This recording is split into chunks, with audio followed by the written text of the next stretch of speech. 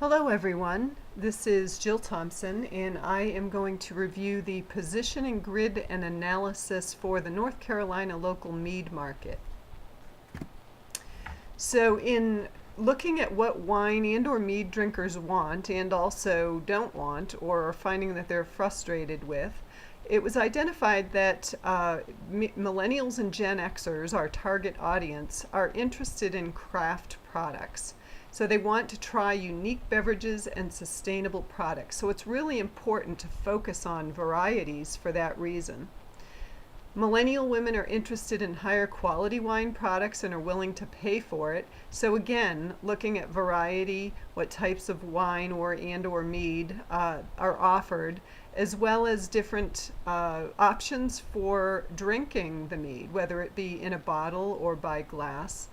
They prefer convenience in packaging, so if they're taking something with them and want to purchase and go, they prefer something that's going to be easy. They might be able to take with them out on a vacation or a trip or out picnicking.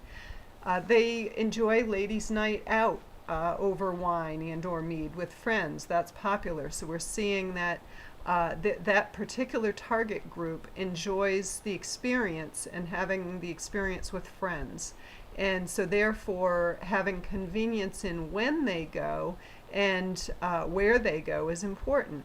Celebratory wine drinking is fun for them, so they like to have occasions where they're drinking wine, or during a celebratory event they like to bring wine and or mead into that occasion, which is another reason that convenience of the location and the times and everything involved with the meadery and location where they'll be going is important to look at. Pairing wine with food at meal times is something that they also enjoy. So again, having variety of mead that would go with different foods and different varieties that may be semi-sweet to dry, off-dry. It's important for them to have those types of varieties. So those are some of the things that we looked at as we did the analysis. To continue on, it is important to note that many customers do not like overly sweet mead. And I have heard from mead drinkers time and again that they don't like sweet mead. I do not like sweet mead, and many of my friends and family members who like mead don't like it overly sweet. So in order to satisfy that need, it's important to have a variety, and a variety that aren't on the far end of sweet. Millennials and Gen Xers are looking for crafted products that are local and easy to buy. So they enjoy being able to go into a local store or pub and pick up what they're interested in and take it with them, or sit down and have a glass. They want it to be nearby, and they enjoy purchasing and supporting their local communities. They also enjoy social drinking, and they look to buy beverages by the glass when they go out so that they could try different things. So they may go out with their friends and have a glass of one type of wine or mead and then decide they want to try some others. So it's important to note that when people just purchase a bottle or a few bottles, then they're just able to experience what they're purchasing, rather than if they were to come in and try a couple of different glasses and then be able to determine whether they want to buy something new and different.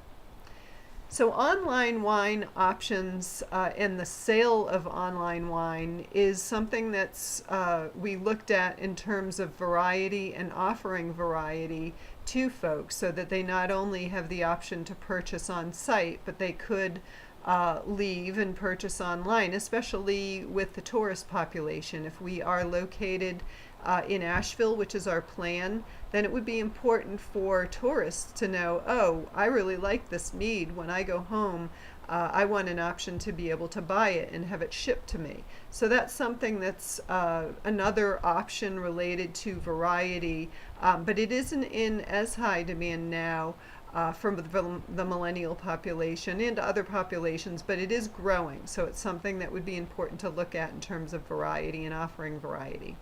Millennials have an incessant search for the next cool thing, so they like to try new wines, things that are unique and different, and that's where that whole crafting, or the popularity with crafting beers and also mead comes in, because you can really experiment and do some really cool new things. So it's important to look at whether a meadery is offering variety for that reason, and how much of a variety. Millennials seldom drink the same thing twice, so they also like seasonal varieties and things that are new and different. So being able to change that out and not, try new things and experiment with new things, and let the customer be able to do that and try what it is that's being offered, not only on a seasonal basis, but just with some R&D and trying some new meads. They enjoy the total experience of tastings, coming in and being able to taste a variety of products in small ounce glasses, and then they would enjoy being able to select what it is out of their type tastings that they liked. And tastings are also a social experience that millennials enjoy. So part of what's important in terms of variety is also looking at shelf life and aging, because that is a variety. Having aged meads that customers who like to collect wine varieties would be able to buy and take home. And also being able to age our own and store our own mead, and then offer that as an exclusive version of our meads to customers, offers more variety. And then also through research, it was discovered that some shop owners are finding that there are some meaderies that whose meads have a short shelf life, which is a little bit strange because mead typically gets better with age, but it could be that it's the way they're being produced. Maybe things are being added after the fermentation that might be shortening the life of the mead. So it's important to look at aging and shelf life as part of the variety, because that in other parts of the country is getting top dollar. Meaders who are aging their mead, they're real tasty, good meads that are getting older and may only have so many left after a batch, are getting top dollar. So that's a really interesting thing to look at in terms of variety and what meaders are offering.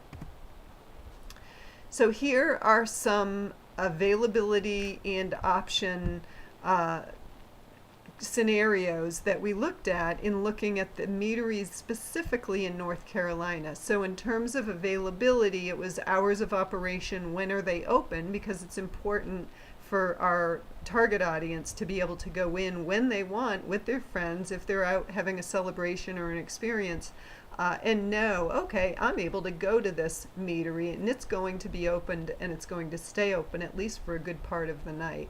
Or on vacation during the week when tourists are in Asheville and they want to stop into that meadery that they heard about, it's important for them to know that they're able to go and that it will be open.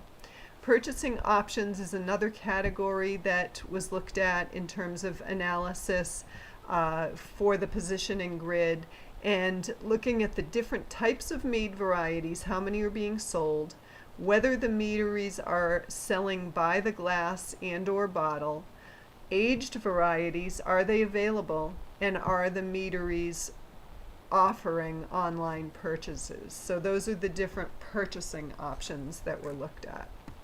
So here is the positioning grid research. So this hasn't been plotted yet, that'll be in the next slide, but these are some of the meaderies that were looked at in terms of what are they doing for variety, how many days a week and what hours are they opened. So for instance, the first column here is limited hours. Do they have limited hours? Well, some of these, many of them, except for the last one here, do have limited hours, and they're only open on Thursdays, Fridays, Saturdays, some Sundays. Some are open less, some are not open to the public, for the public to necessarily come in and buy the product. So that's looking at the limited hours. And then Black Mountain Meadery is actually a cidery and meadery, and they do have hours where the public can come in and they can purchase their mead in a pub style environment. So they do have more hours of availability. more than 10 options available in terms of their mead. So there were 3 on the top, Starlight, Honey Girl Mead, and Heirloom Mead, that do have more than 10 options and seasonal options. And then the others fell beneath the 10. Black Mountain Meadery actually, as far as I know, only offers mead that is carbonated, similar to beer. So then also looking at by the glass, how many of these meaderies are offering mead by the glass? Because that's important. If we know, for instance, girls' night out, we want to go out, we want to sit and have a glass of mead. Or maybe they'll buy a bottle and share a bottle, but it's important to have that option, that variety. That's only 2 of the meaderies that are offering mead by the glass.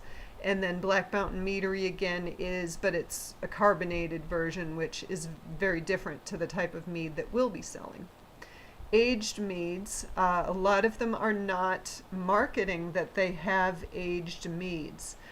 There is one that had a mead that they did say was a good mead to age, but they didn't necessarily say that it was an aged mead that they were selling, and that was Fox Hill Mead.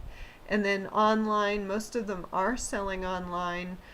Bee and Bramble is only selling online in North Carolina, and then Black Mountain Meadery, it didn't look like they were selling bottles and mead to distribute online. So those are all of the points to look at in plotting out the positioning grid and analysis. So here it is. So again, you'll see from left to right on the horizontal line, limited availability and regular availability based on the hours. When are people open? So we have Black Mountain Cider Works way over to the regular availability because they are open frequently, but many of the others weren't open enough to satisfy some of the needs that were identified in terms of being able to go out, have a good time in a pub-like environment. The wide variety to limited choice, which is the vertical line in the middle, you'll see Starlight Mead and Honey Girl Mead, they did have a variety in terms of flavors, but not necessarily with some of the other options like either aging or by the glass. They didn't offer all 3 in terms of being fully available with satisfying all of the needs that were identified in what millennials and the Gen Xers might be looking for. And then Fox Hill Mead, Heirloom Mead, and also Bee and Bramble didn't have, Fox Hill had a lot of varieties, but again, they weren't aging and they didn't sell by the glass. Heirloom Meadery, not by the glass, had some varieties, but they weren't aging. And Bee and Bramble again looked like they weren't offering too much in the way of variety, and they also did not age. And so many of these were not offering quite the variety of choices that we were looking at that might be appealing to the target audience. So the gaps in the market. Less bottles are available for customers to purchase throughout the week. Those tourists coming into Asheville, millennials going out and having an experience, a celebratory time, maybe a girls' night out at the beginning of the week, or something where they may want to stay out later, those hours aren't available. Less meaderies are open during popular going out hours. So those hours when most people want to go out and stay out for a couple hours of fun, many of them are closing by 8 p.m. on weekends or are only open for tours. Few sell by the glass, none in Western North Carolina other than the carbonated version mentioned before. Less aged varieties that are more exclusive. So if somebody's looking to collect, they're interested in getting a bottle of mead and maybe storing it in their wine cellar, being able to pull it out as a variety of their collection that they want to share with friends.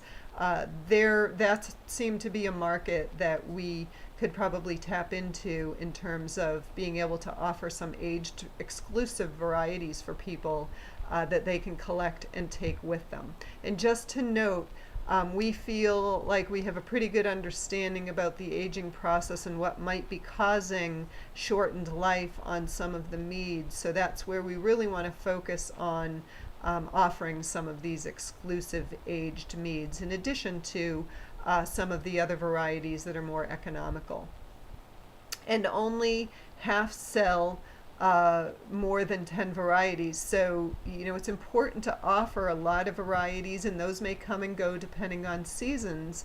But people want to try new and different things. So, just as people are looking to experience new things, our meadery needs to adapt and change and offer new mead varieties to these customers that are coming in. And so that was a gap that was noticed doing the research, that basically there aren't as many varieties for some of those meaderies in North Carolina. And that's the end of the presentation, and I thank you for listening.